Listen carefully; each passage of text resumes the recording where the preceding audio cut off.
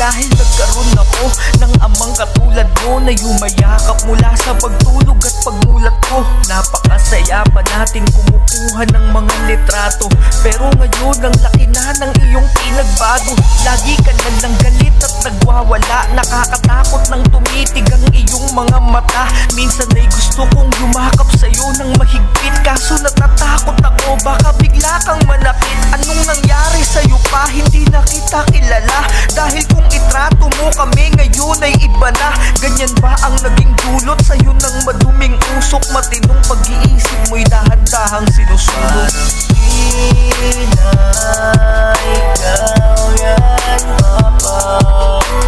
Natin mong pagmamahal sa amin ay wala na.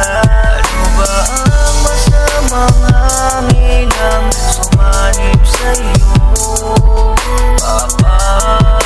Anong nangyari? Ba't nagawa mo sa'kin? Habang tumatagal, mas lalo kang lumalala. Napapadalas na rin ang iyong mga pagwawala. Maging si mama ay hindi ka na rin magawang pigilan.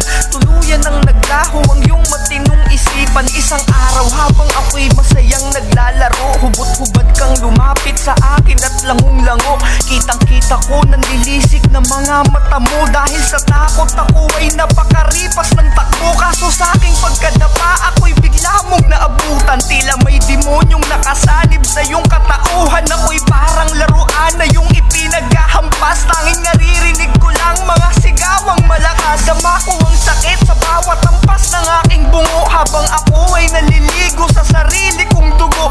Pakiusap, papatama na ako'y bitawan mo. Hindi ko kasi alam kung anong kasalanan ko, pero hindi mo pa rin ako tinigilan. Mga tao sa